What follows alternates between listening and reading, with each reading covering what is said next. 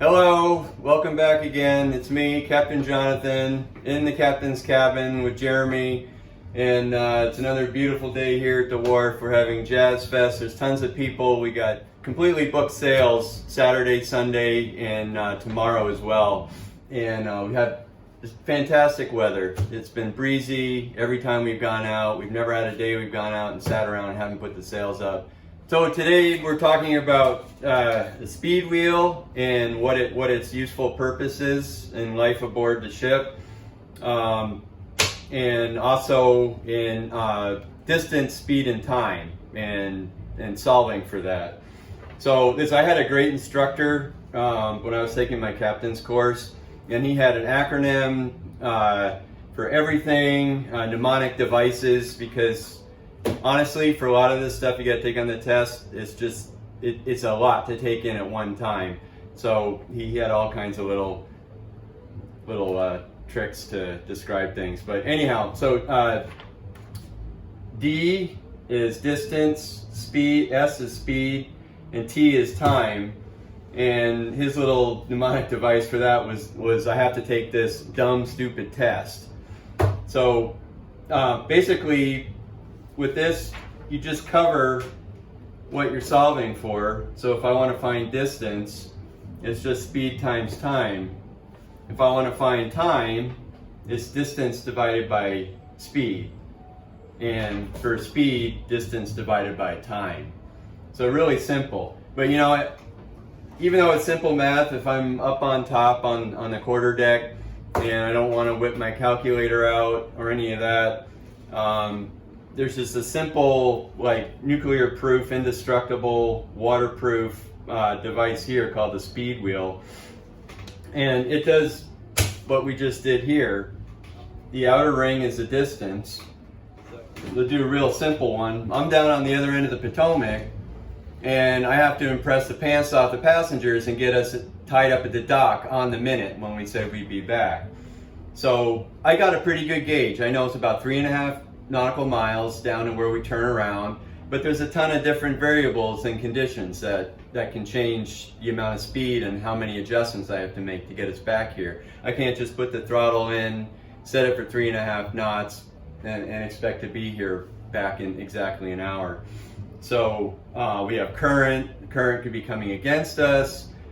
We could have a really good wind, and we could have the current running with us and the wind running with us, and so we'll be coming back twice as fast as we did going there. There's just a lot of little things to take into consideration, but basically it's the same thing here. The outer wheel is distance. So let's just go. How about we go what I need to do when I'm at the bottom of my turnaround point on the trip. So about 3.5 miles. And you know, this speed wheel, I think it goes up to 100 knots. Well, we could shave a whole bunch off that for our boat, because we typically never go over 5 unless something really special is happening on that day. But so let's say our distance is 3.5, and I want to be back in you know, let's say I'm going to go 3 knots. Well, that ends up, according to this here, for the time, it's going to take me just under 70 minutes. And then I can just adjust it. You know, if I think that, well, shoot, I'm not going to be able to get back in time, 70 minutes is too long, well, then I got to bump my speed up and adjust accordingly on the throttle. So, you know, it's just every once in a while we just take a quick look at it, and it just gives me a much better idea about when I'm going to get back to the dock, pretty much exactly when we said we would.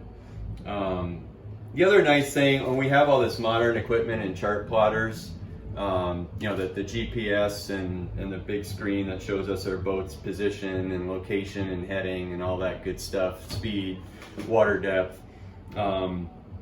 So you can lay your whole course out to your final destination on that thing. But you can also sit down on a chart and just go with the speed wheel, and use your dividers and, you know, pick a distance that's appropriate for the size chart and where you're going. On a windy river, you can't have your dividers open for like 10 miles, but if you shorten them up a little bit and then you just walk off your mileage, count it up, and then you have your little computer here that can help you figure out legs, distances, time for each route, or each leg of the route, each leg of the trip that you're taking. So yeah, it's just a fun little tool, and I don't know, I hope you learned something out of all that.